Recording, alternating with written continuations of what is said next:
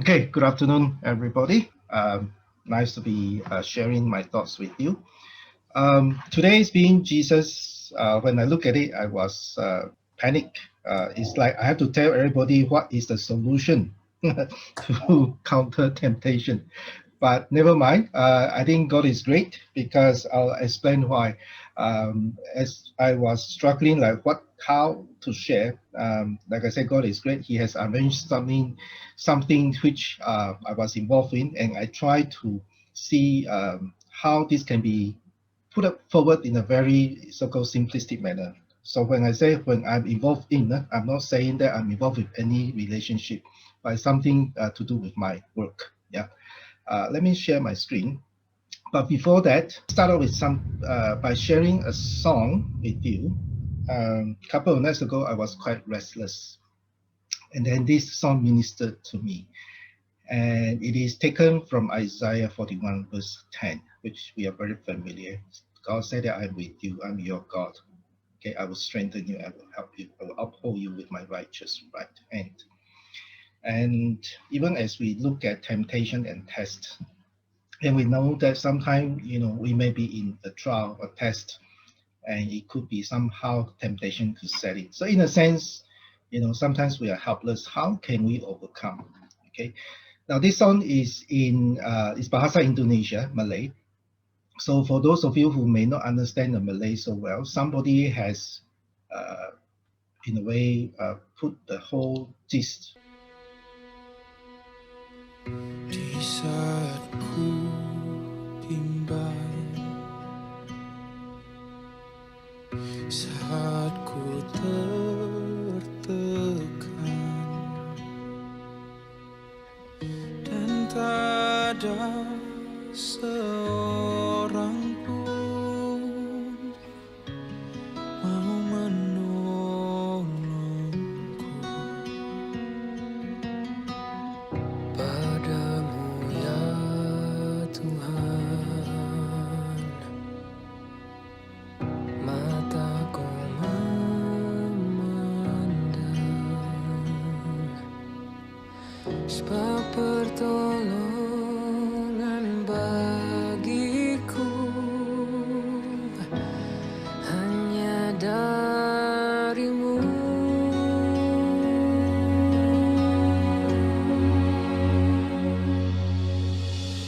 Tuhan, ku percaya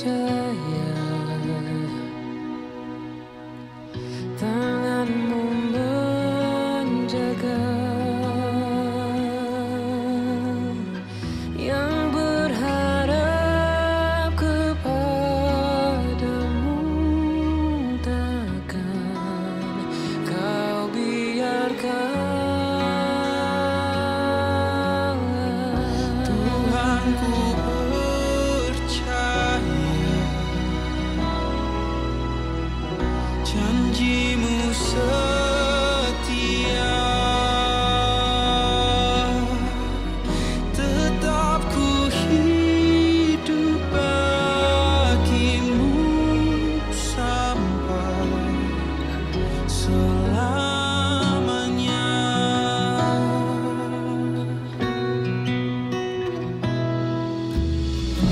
Di saat ku bimbang, saat ku tertekan, dan tak ada seorang pun mau menolongku.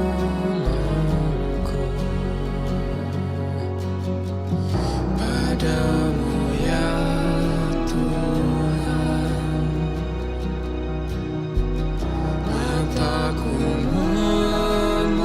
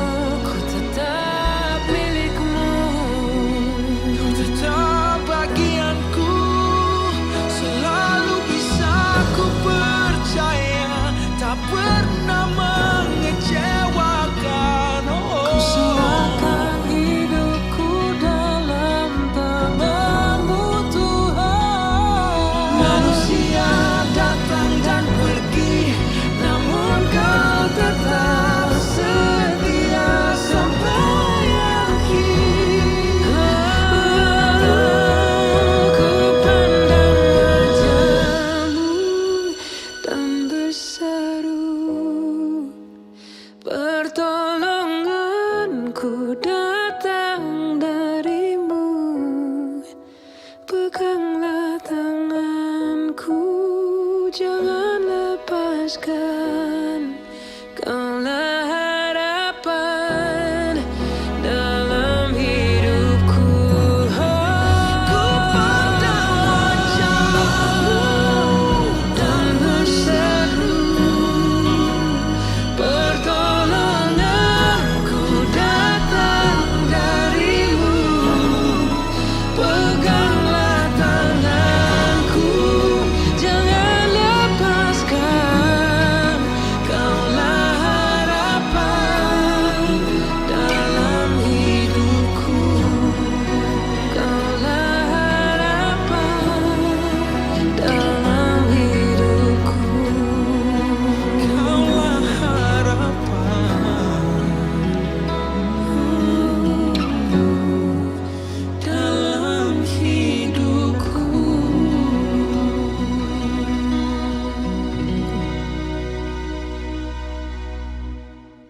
Okay, so I hope that song has ministered to you.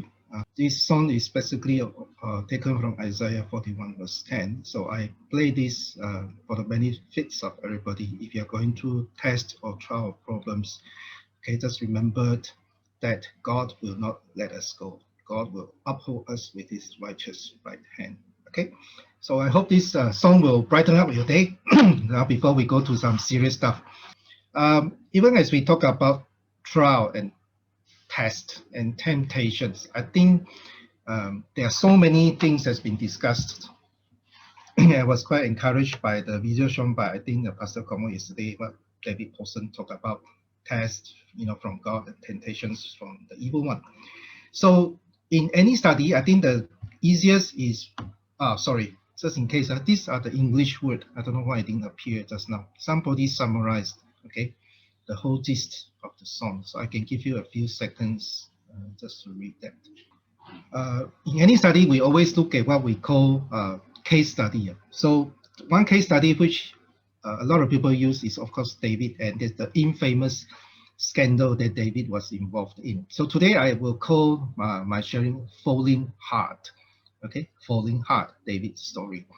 And it is a very so-called familiar story taken from 2 Samuel chapter 11 and chapter 12. So when we talk about temptation, okay, let's do some reality check here, because we were reminded, okay, in Hebrews chapter 2 verse 18, because He, Jesus, suffered when He was tempted. He is able to help those who are being tempted. I believe this verse is a comfort to us that sometimes when we are being tempted or we are being tested, that Jesus, He knows what we are going through. So when it comes to temptation, okay, I will use the story of Jesus being tempted, okay, in the wilderness. Okay, this is mentioned in Luke, in Matthew, in Mark as well. So I will just use the verses from Luke chapter 4 verse 1 to 13. Okay, what we can see here, reality, okay, why I say reality of temptations is basically this verses telling us temptation. Basically there are three categories. The first one is satisfaction, okay, our personal satisfactions. Okay, hunger is one of that. So we have been tempted. So in Luke chapter 4 verse 3, okay, after Jesus fasted for 40 days, the devil tempted him, okay, because he was hungry. The second category of temptation, okay, it is what we call wealth or materialism, because the devil said, I will give you all the authority and splendor in chapter 4, verse 6. Okay. And the last category of temptation is what we call pride or might. Throw yourself down. Okay. Chapter 4, verse 9. So by looking at this, sometimes when we are tested or we are tempted, okay, we immediately will know, okay, what kind of temptation this belongs to. Because why I want to set this as the start, later on it will become quite clear. And if you want to learn, we learn from the best. And who is the best? Our Lord Jesus is the best. And how did he counter? Okay, very simple. Word of God, it is written. Okay, out of the three temptations, okay, he just mentioned simple, it is written. Now, I could have stopped here and say, okay, let's go home now. Okay, to overcome temptation, just mention the word, it is written. But in fact, there's more to this. Okay, let's continue. When we look, okay, earlier I said that I was involved in something. It helps me to prepare today's sharing. I was asked to look into some system or some solutions, what people use to solve failure. Okay. Now there are 5 C's. So these are my 5 C's. Okay. These C's come from myself. In actual fact, the description is different. When we look at failure, how things has fallen apart. Okay. How an event has failed, or how a product or how a human, has fallen. There are a few things. Okay. One is, what is the consequence? What is the outcome of this failure? The second one, what is the characteristic of failure? What has happened? The third one is, what are the causes? How and why did it happen? And the fourth one is corrections. Now, how can we prevent such failure again? And the last one, okay, the proper word is lesson learned. So I thought of it, I try to make it a C word, okay, compilation. It's basically compilation of all the failure and then how we can learn from it, okay? Now this is very interesting because this, in a sense, this method has been used, for the past, I think, 50 over years, how people tackle failure. So I believe God has allowed me, a few days ago, I spent one whole day to understand the concept.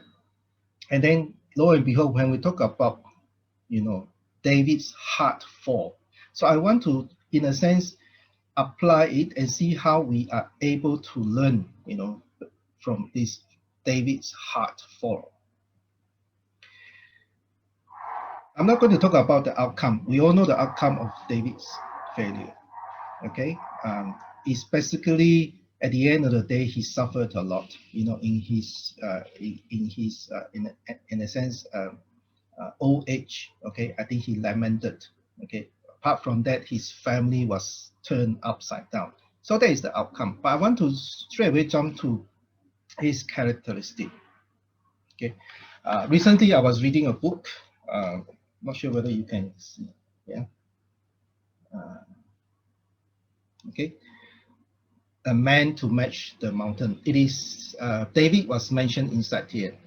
It is basically the subtitle is overcoming the obstacles of life. So David has 4 subsections. Okay, one of the section is basically David's fall. Okay, you can't find a PDF version. You have to buy it. I think it run out in some of the bookstore in Malaysia. So when I read this, and there are certain things that it drawn out. First thing is say that when David succumbed to the temptation, it is not instantaneous. It is not planned, meaning that he didn't plan it in the beginning, but it is a transition process, meaning that it took 1,000 steps for things to happen. So when we come to like I said, somebody succumb to temptation, for example, an affair, it is not overnight. Okay, there are things happen and there is a transition process. Okay, and the second characteristic is David ignored warning. Why do we say that he ignored warning? Okay, if you can turn to 2 Samuel chapter 11 verse 3. 2 Samuel 11 verse 3. Okay, yeah. 2 Samuel 11 verse 3. And David sent someone to find out about her. The man said she is Bathsheba, the daughter of Miriam and the wife of Uriah the Hittite. Okay, thank you. So a lot of people interpreted that the subordinate, okay, in fact, issue a warning to David. This is somebody's wife. Okay, so it's very clear cut. Okay, it is not a direct so-called the subordinate being obedient, just go and find out who Bathsheba was. In a sense, subtly warning David, please don't touch this woman. But he ignored the warning. Okay, so that is his second characteristic of failure.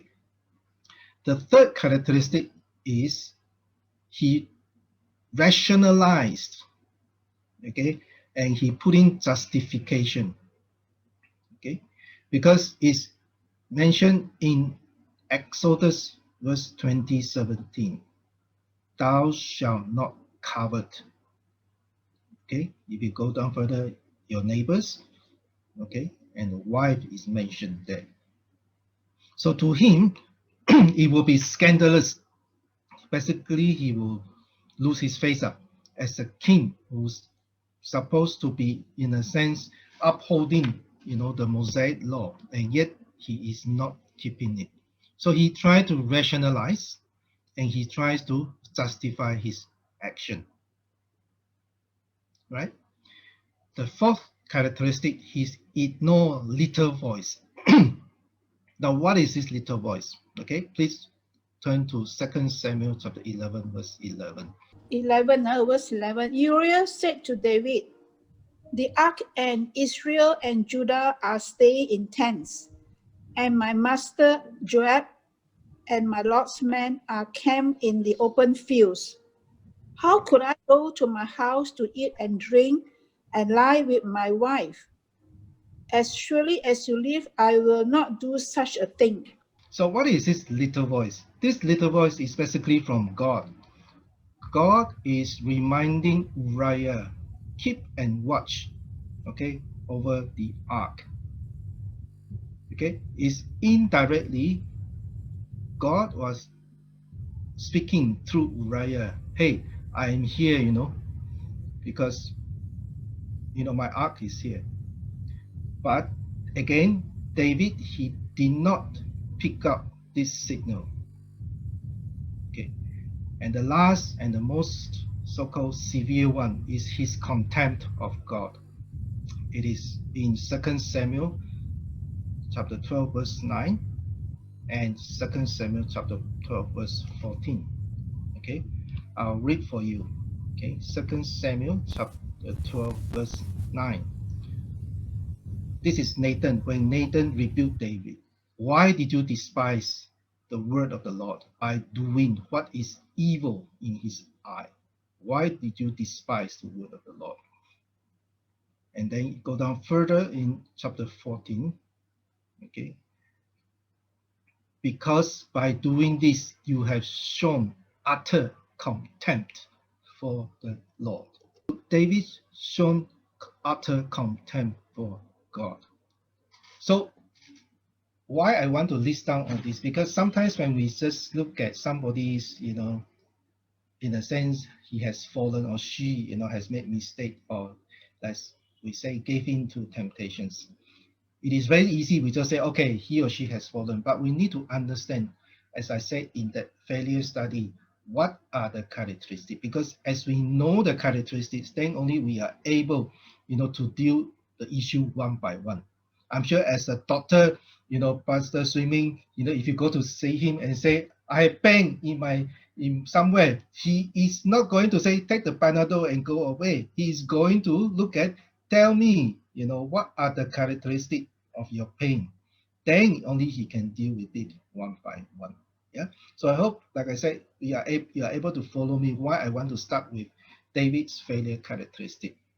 Now we know the characteristics. The second thing is we need to know what are the causes.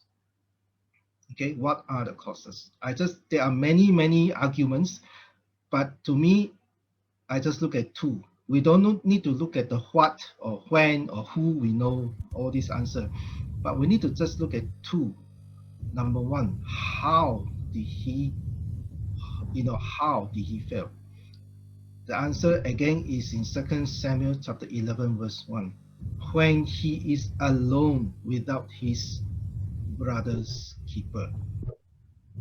Okay, the brother's keeper is not mentioned in the Bible, but in verse 1, 2 Samuel chapter 11 verse 1, okay, is written when he is alone. Meaning that because all his compatriots, all his brother's keepers, they were at the battlefield. Okay, he is alone. And this is when Satan came and tempted. Just like when Jesus was, in the wilderness, when Jesus was alone.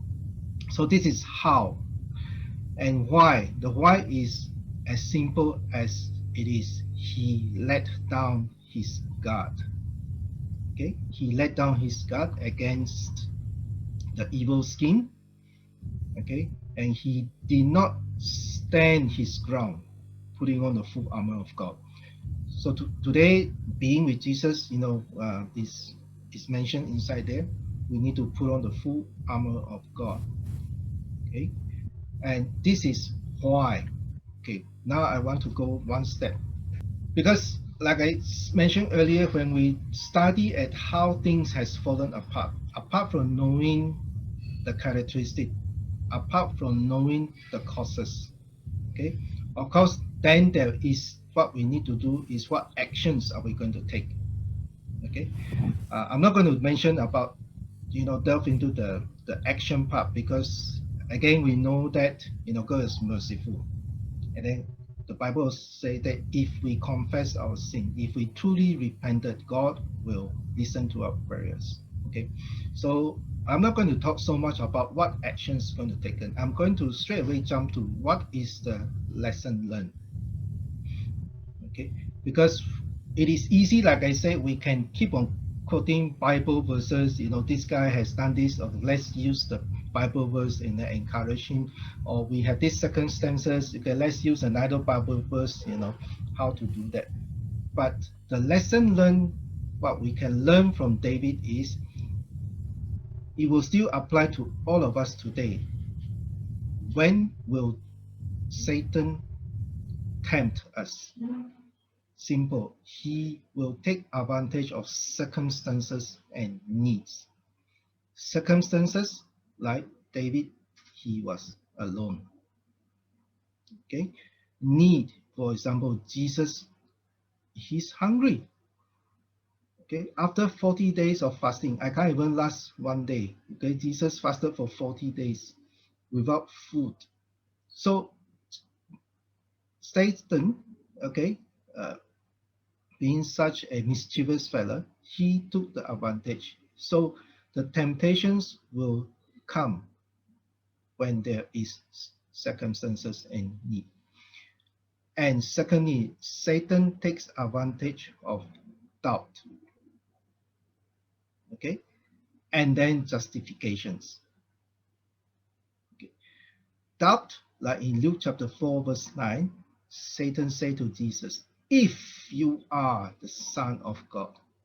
Same thing he said to Eve, Adam and Eve. He used the word if.